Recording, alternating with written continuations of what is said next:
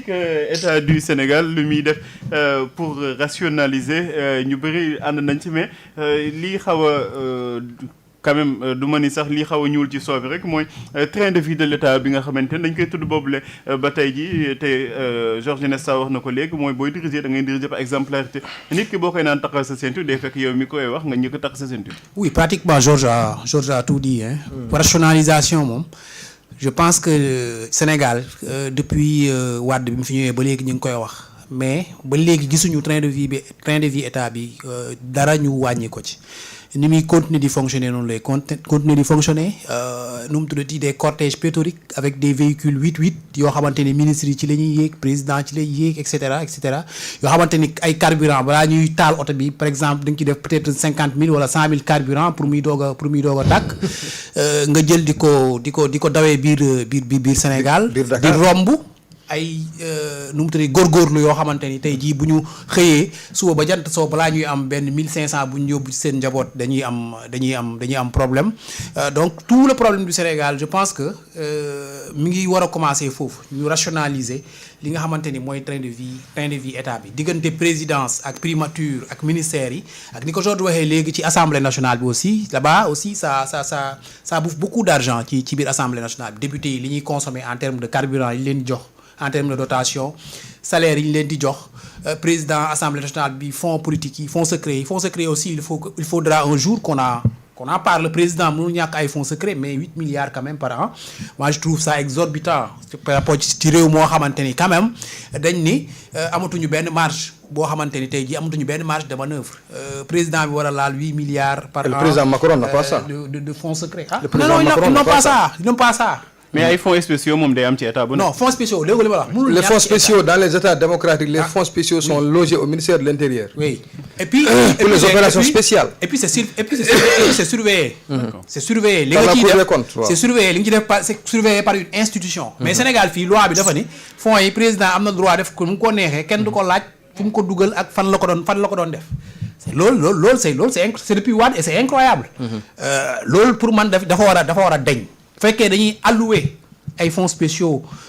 au président de la République ñu yor dellu assemblée nationale voté ba xam naka la fonds spéciaux yooyu naka lañ koy doxalee ak montant bi aussi ñu réduire ko considérablement parce que ce n'est plus vraiment concevable ñuy wax ni président am na ay fonds spéciaux à hauteur de 8 milliards loolu foog ñu wax ci ba pare ñu wax aussi ci nu mu tuddati li nga xamante ni moom la genre doon suñu léegi muy séminaire yi ak li nga xamante ni mooy mission yi à l'étranger.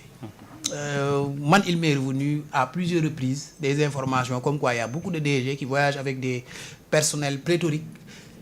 presque chaque mois ñu voyager rapporté nañ ma un DG boo xam ne chaque mois mu voyager pour au moins 2 fois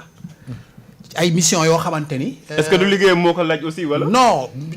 après ki la koy wax dalaan lii mënul justifier voyage yi muy def nii. c'est-à-dire loolu tamit c'est suñuy voyager business la ñuy voyager. le billet est cher. comprendre nga wëlbatiku après les séminaires là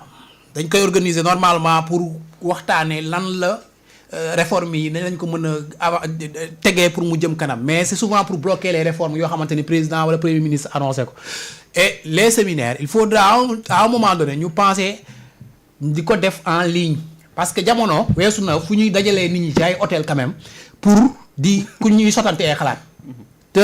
numérique bi nekk fii ñu mën koo def ay téléconférence ku nekk toog sa bureau ministère bu nekk sax am na salle de conférence ku nekk toog bureau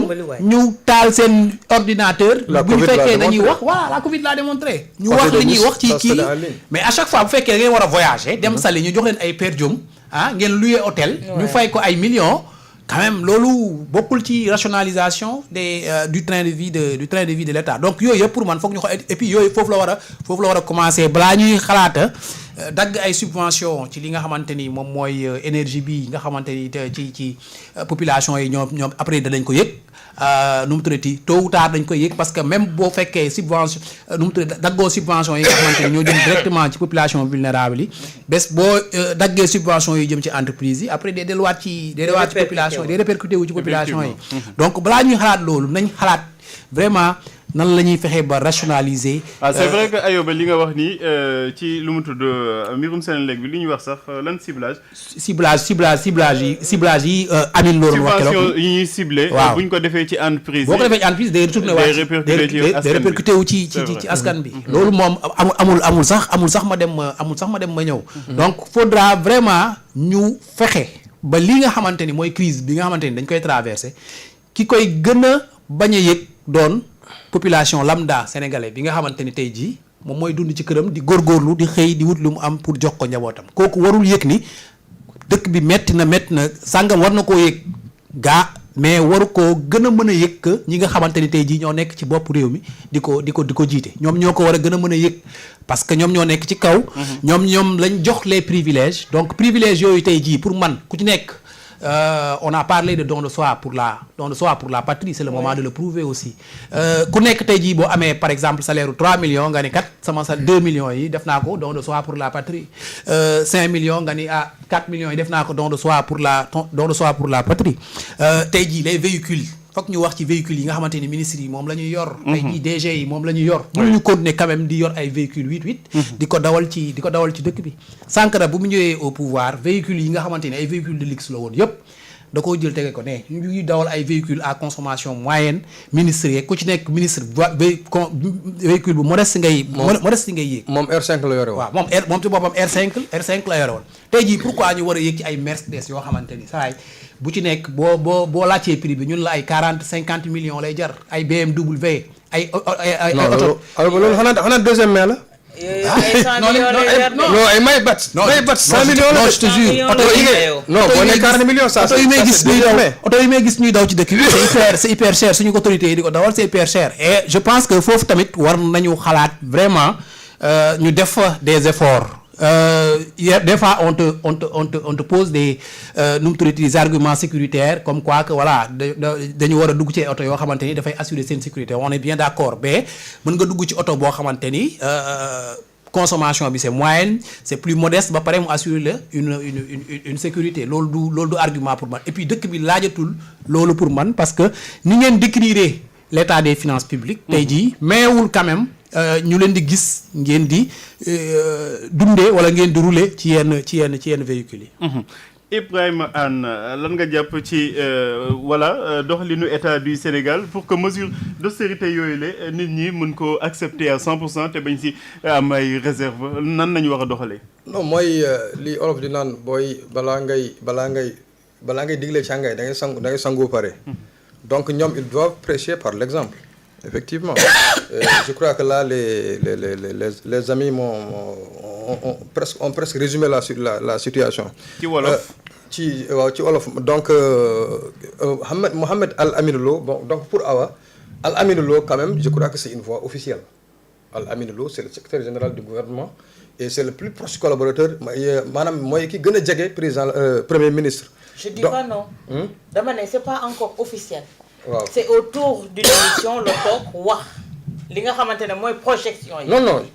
justement c'est là que je suis pas d'accord. Moi je suis pas d'accord qu'on dise que c'est pas officiel parce que lii tey par exemple bu fekkoon ne écriture agence la ñuy bind nii bu ñu doon dépêche la ñuy def boo ko bindee par exemple pour les gens qui ne connaissent pas da ngay def entre parenthèses da ngay def officiel parce que simplement le gars qui parle c'est un officiel. C'est le secrétaire général du gouvernement et dans une république normale boo xam ne comme la nôtre boo xam ne on a une hiérarchie avec un président de la République et un premier ministre. Donc le secrétaire général du gouvernement mooy courroie de transmission entre le gouvernement. D'accord. et comment dire la présidence. Je dis pas non. Tous les textes, tous les bons textes et tous les mauvais textes et tous les projets de texte yi nga xam ne ay projet de décret la ay projet de loi ak yooyu ça passe par lui. Je dis pas non mais day fekk ñu acté ko et il y a le journal officiel. Tant que acté wuñ ko foofu. Publié wuñ ko ci journal officiel Anne est-ce que mën nga jàpp ne loolu dañuy jàpp ne dañ koy doxal léegi fi mu ko waxee bu fekkee ne bi mu toogee ci RTS wax ko ñu xëy le lundi ñu acté affaire bi commencé koo doxal. Non nous on est en train de discuter sur loo xam ne secrétaire général du gouvernement moo ko wax. waaw man foofu laa sukkandiku rek j'ai pas dit que c'est acté loolu laa wax. Non mais moi je veux dire que c'est officiel dans la mesure où c'est un officiel qui l'a dit. Parce que c'est le secrétaire général du gouvernement, c'est pas n'importe qui. Donc, parenthèse. Maintenant, pour en revenir au train de vie, effectivement, Ayoba l'a dit aujourd'hui comment dirais-je bu dee wàllum sécurité la sécurité de nos dirigeants elle n'est pas moins menacée que celle de par exemple du chancelier allemand. Pourtant le chancelier allemand il roule oto bi muy dawal Mercedes bi muy dawal c'est non seulement c'est construit en Allemagne mais nombre de chevaux yi xaajul bay jege sax le nombre de chevaux yi suñu président yi wala suñu premier ministre di dawal. toogal fii léegi-léegi ci buntu bi cortège du premier ministre wala cortège du président de l'Assemblée nationale je parle pas d'Ousmane Sonko ou de Bassirou Diomaye Faye ça c'est une pratique qu'on a hérité de comment dirais-je du régime de Wade depuis Abdoulaye Wade l'État n'est pas modeste on n'a pas un État modeste on a un État dispendieux maintenant ñoom mënuñu vivre comment dire au-dessus des moyens de tout le monde après léegi nag ñoom ñuy naan les autres là que comment dirais-je qu'ils se serrent la ceinture et c'est l'expression la plus usitée depuis le début de la semaine se serrer la ceinture non ils n'ont qu'à nous montrer comment on serre la ceinture ils n'ont qu'à nous montrer comment on serre la ceinture après ñun nag ñu nangu ñun tamit serrer la ceinture et le petit góorgóorlu là serrer la ceinture et je disais que donc boo toogee fii léegi cortège du président romb la wala cortège du premier ministre romb la wala cortège du président de l'Assemblée nationale romb la après nga xool le cortège de Macron à la limite bu la rombee fii c'est 3 véhicules 4 véhicules maximum 4 véhicules c'est un véhicule qui ouvre le véhicule ouvrant véhicule bu muy kii ensuite le véhicule de la sécurité ak peut-être benn ay sapeurs-pompiers xaw ma lan je sais pas mais ñun man keroog à Colobane cortège du président moom romb mais ça c'est ay 90 véhicules bi mu jógee Thiès pour inaugurer le truc là comment ça s'appelle encore li kii woon foofu la statue là la statue la wala la statue de Lat Dior la c'est une file de 90 véhicules on a bloqué non je wàññi ma ci dara est-ce que ëppul 90 véhicules est-ce que matul 100 véhicules mais c'était un nombre impressionnant de véhicules parce que ñun on a bloqué là-bas taxaw nañu foofu pap lu mat ay 15 minutes on a bloqué tout le monde piéton motocycliste automobiliste tout le monde on a bloqué tout le monde ba président Diall te alors que loolu dafa bokk ci loo xam ne da nga ko doon ŋaññee ñi nga xam ne fi ñoo fi jaar et je dis et je le répète quelqu'un qui quitte l'Avenue Room pour aller comment dirais-je à l'aéroport Senghor wala keneen ku jógee foofu pour aller même à l'AIBD mais il n'a pas besoin d'un 8x8 pour se déplacer parce que 8x8 bi ça non seulement ça consomme mais ça pollue c'est des véhicules aujourd'hui yoo xam ne Europe boo ko bëggee jënd ñi koy jënd mooy ñi nga xam ne les grosses stars de cinéma wala ñi nga xam ne les kii du CAC 40 parce que ces véhicules là sont surtaxés donc n'importe qui moo am na ñoo xam ne dañ koy ils ont les moyens sax mais duñ ko bëgg a jënd tellement que taxes yi ñu ciy teg ensuite parce que ça pollue l'atmosphère et à un moment où on crée un ministère de l'environnement et de la transition écologique parce que les termes aussi ont un sens bu fekkee ne da ngay def transition écologique mais il faut être modeste dans ta consommation mën a jël ay oto yoo xam ne qui passe tout le xambalaan qui pollue des centaines et des centaines de tonnes de je ne sais quoi ensuite di utiliser comment dirais-je les avions des voyages comme ils veulent di fii ak Bakel fii ak de Ziguinchor fii ak ñoom fu ñuy dem ils prennent des avions ils ne soucient même pas de comment dirais-je de l'impact carbone que ça a sur notre environnement donc daal en un mot comme en mille ils n'ont qu'à prêcher par le devoir d'exemplarité ñoom aujourd'hui chaque jour nga gis dans les journaux pas peut-être que la Libération de ce matin oui. il y a un DG comme une directrice générale qui s'est augmenté son salaire donc le salaire le salaire du PCA et au même moment parfois avec la complicité du PCA parce que le PCA il trouve son compte et au même moment le même jour ça mais bon est-ce que loolu c'est confirmé c'est le syndicat qui l'accuse oui non il l'a confirmé la dame bi may wax elle l'a confirmé mais elle a dit que non c'est le conseil d'administration qui l'a fait moom elle s'est déchargée sur le conseil d'administration mais je veux dire que le paradoxe c'est qu'au même moment elle a licencié 13 personnes ñu licencié 13 personnes après yow nga yokk ton salaire pour ton confort personnel donc loolu et il y a quelque chose que je voulais bëggoon yokk ci mbir mi te loolu